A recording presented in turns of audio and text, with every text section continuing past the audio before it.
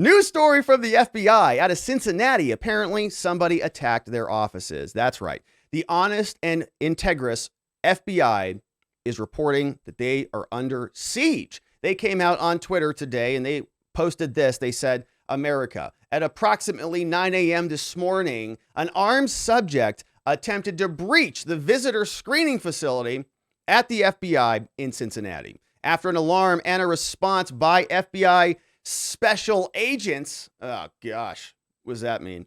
The subject fled north onto Interstate 71. And, we've talked a lot about some FBI special agents on this program. Special agent FBI Trask, who would go to swinger parties and then beat his wife.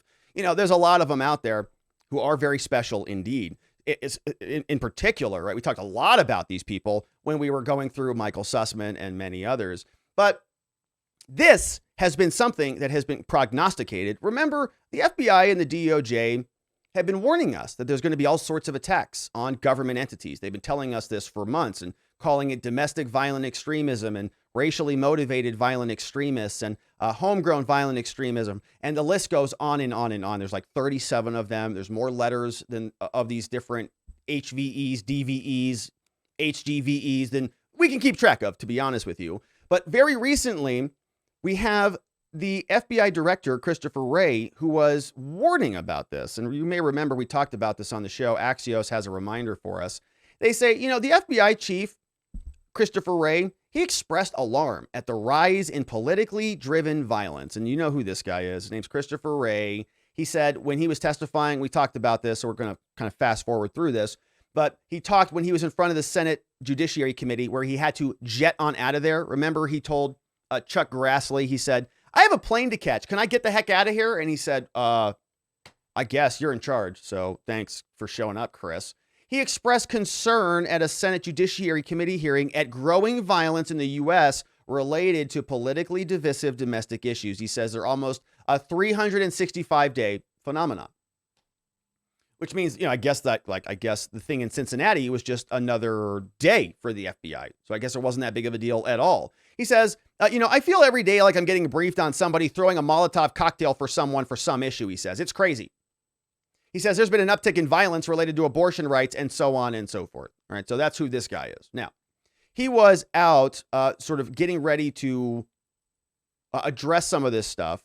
And the FBI says it got attacked. And so we're going to read the details on this in a minute. But as we were waiting for Merrick Garland to come out and explain for 4 minutes why his department still has credibility or legitimacy, which he failed at, we were listening to some people in the media sort of gleefully, almost giddy about a prospect of violence, right? We've been hearing about these homegrown violent extremists for months and years now. Ever since January 6th, there was this sharp pivot from the intelligence communities to sort of come domestic. All of the foreign terrorism stuff, kind of forgot about all of that. Now we've got to come back home. And they started to single out various subgroups, categorize them, criminalize, or let's say stigmatize their flags, their logos, their groups, their online communities. And January 6th was a gigantic pretext for it.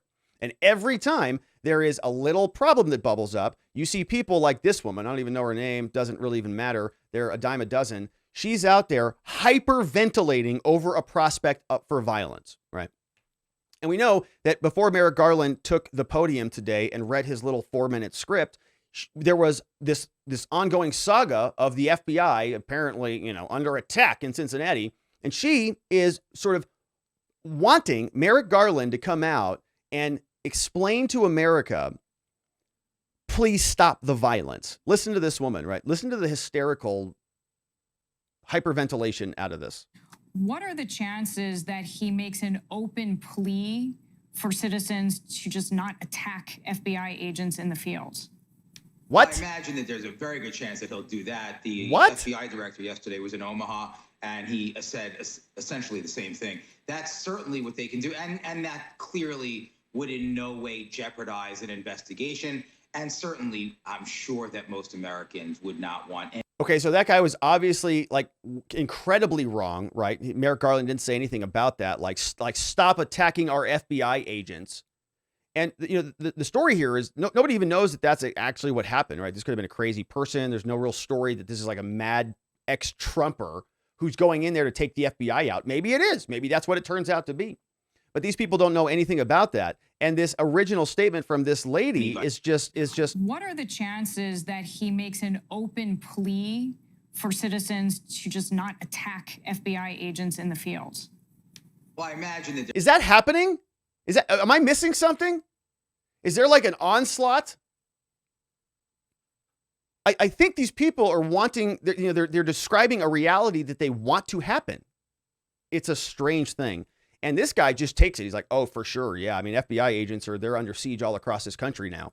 There's a very good chance that he'll do that. The FBI director yesterday was in Omaha, and he said essentially the same thing. That's certainly what they can do. And that clearly would in no way jeopardize an investigation. And certainly, I'm sure that most Americans would not want anybody hurt, certainly not a law enforcement official. That's got it. We no matter the polarized environment, we have to imagine that most people don't want people hurt, and they don't want FBI agents hurt. All right. So that guy, right, I think these people are living in fantasy land, and it's just not even remotely connected to reality. I think they are sort of trying to envision the reality in which they want to live because it would serve them very well. It'd be very, very useful if there was madness and violence all over the place. I think they kind of want that. Now, this conversation is happening in this context. Okay, this is what they say right after that. Earlier, however, we have to state we have no idea if it's connected or not, but no this idea. Incident in Ohio with a suspect attempting to break into an FBI office there, and we have been following that news throughout the afternoon as well, and apparently that is still an ongoing standoff, but that for the most part the situation has been contained.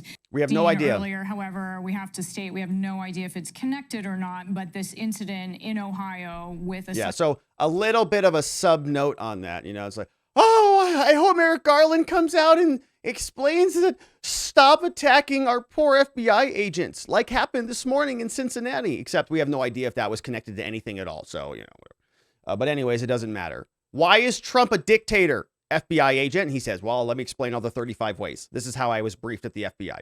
All right. So, all right. Now let's actually see what happened. Axios gave us a little bit more details. They tell us, and this was just updated a few hours ago, it says, an armed person tried to break into the FBI building in Cincinnati. Don't know many details about the armament. I thought that, was it a nail gun or something? The FBI in Cincinnati confirmed the person tried to breach the visitor screening center. They fled the scene after response from agents. FBI said Ohio State Patrol local law enforcement were on scene trying to resolve the incident, which is good. I mean, that's really good news. If you've learned anything from Sergeant Bob and former LEO and the other law enforcement former law enforcement people here in our community, you definitely don't want the FBI involved. All right, we've got some competency here, probably with Ohio State Patrol, less competent than local law enforcement. So it's sort of like majorly incompetent FBI, marginally incompetent state patrol, and then probably mostly competent, maybe local law enforcement. I think that's probably fair. I think Sergeant Bob might agree with me on that one. And former LEO. The suspect has unknown injuries, according to statements. Ohio DPS said that state troopers responded. Law enforcement found the vehicle near Interstate 71. Once troopers got behind the vehicle, the suspect fled and a pursuit ensued. While behind the vehicle, suspected gunshot was fired from inside the suspect's vehicle, left the vehicle, gunfire was exchanged. Clinton County Emergency Management said that they traded shots. Spokesman for the FBI said, look at our Cincinnati statement. The FBI Association of Agents, who are very special, condemned the violence. They said the threats made recently contribute to an atmosphere where some have or will accept violence against law enforcement as appropriate. It is not, which is a very astute observation. Thank you for confirming that for us. Yeah. A reminder, it's bad to hurt law enforcement. Okay, thank you for that clarity. This is not a partisan or political issue, he said. Okay, sure it isn't. It is a matter of public safety or basic decency. Calls for violence against law enforcement is unacceptable. Who's calling for violence? What are they talking about? Did that guy call for violence? Or did he just go commit violence? Is he like a part of a raid? I don't know. They raided Trump, not the other way around. So, all right, you can see what's happening here, right? The onslaught against Trump is continuing. The FBI is apparently attacked. They're all sort of giddy and gleeful. People on ABC News are almost wishing for violence. And the unfortunate news is for them is that it, hopefully is not going to happen, right? I think they want it to happen. I think they want to see an acceleration here, because if they do, it's going to give them an excuse to go in and clamp down on things a whole lot more. I think what you're seeing from the response is measured analysis and reorganization and restructuring. And I think it's going to have a big impact very, very soon, peacefully and politically. And that is the FBI maybe attacking itself out of Cincinnati. Thank you for subscribing to this channel for more.